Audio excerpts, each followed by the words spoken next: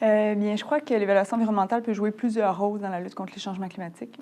En fait, l'évaluation environnementale, c'est un processus d'analyse d'un projet de développement qui vise à prendre une décision éclairée, donc à juger de l'acceptabilité environnementale d'un projet.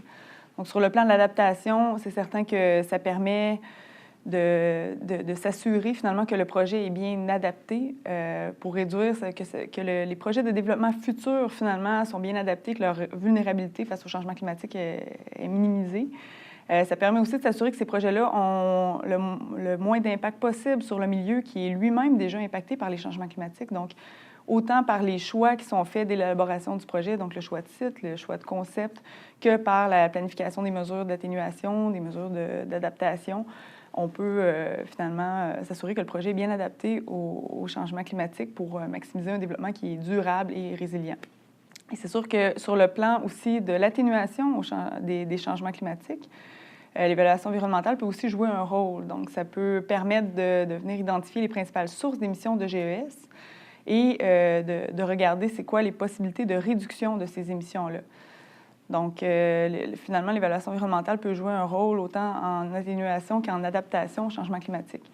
Puis, dans tout le processus d'analyse, il y a une multitude d'experts multidisciplinaires qui sont consultés. Donc, le projet est vraiment optimisé dans le processus. Puis, la plupart des questions, moi, j'ai vu des questions amener les promoteurs à changer leur projet. Donc, oui, c'est sûr que le principal objectif, c'était de maximiser les gains sur le plan environnemental, sauf qu'au final, les promoteurs réalisaient que ces modifications-là étaient nécessaires puis que finalement, ça venait optimiser leur projet à plusieurs égards. Donc, aussi, de par toutes les questions qui sont soulevées dans le processus d'évaluation environnementale, souvent, ça va nous permettre d'identifier des lacunes. Donc, des lacunes au niveau des connaissances, parfois au niveau des outils. Ça va venir favoriser le développement de ces outils et connaissances-là. Donc, c'est ça. Globalement, l'évaluation environnementale peut venir favoriser la mise en œuvre de l'adaptation, mais peut aussi favoriser le développement des connaissances. Puis, comme je le disais, c'est un outil qui vise à assurer une décision éclairée sur les projets de développement majeurs au Québec, la plupart des projets de développement majeurs. Donc, les projets qui présentent un risque environnemental élevé, puis les changements climatiques en font partie. Donc, au-delà du fait de pouvoir jouer un rôle, je pense que c'est essentiel que la considération des changements climatiques soit intégrée dans ce processus-là pour s'assurer que le développement futur est bien adapté et résilient.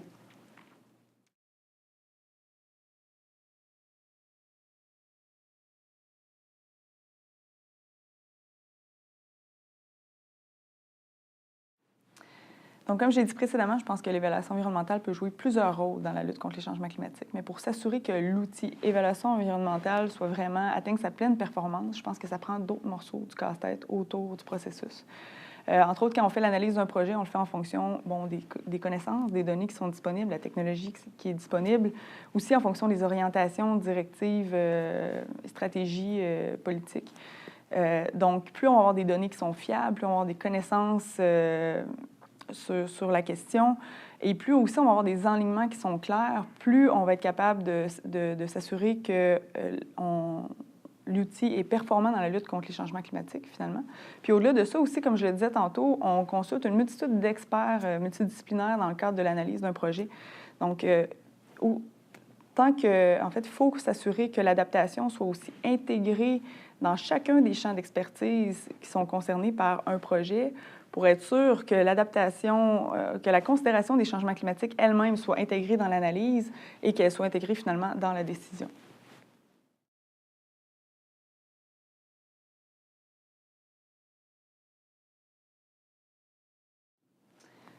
Donc, je pense que c'est un peu ça, c'est mon vécu, c'est mes expériences qui font que je sens cette urgence-là d'agir peut-être.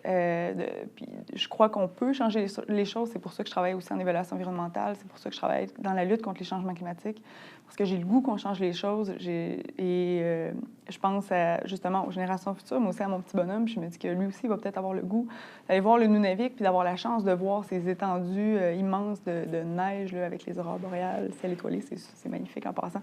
Donc, je pense à tout ça, puis j'ai le goût que les gens soient aussi sensibilisés à la question, puis qu'ils aient le goût de changer les choses, qu'on trouve les solutions aussi pour changer les choses, pour arriver finalement à un Québec dans 50 ans qui soit résilient, adapté et durable.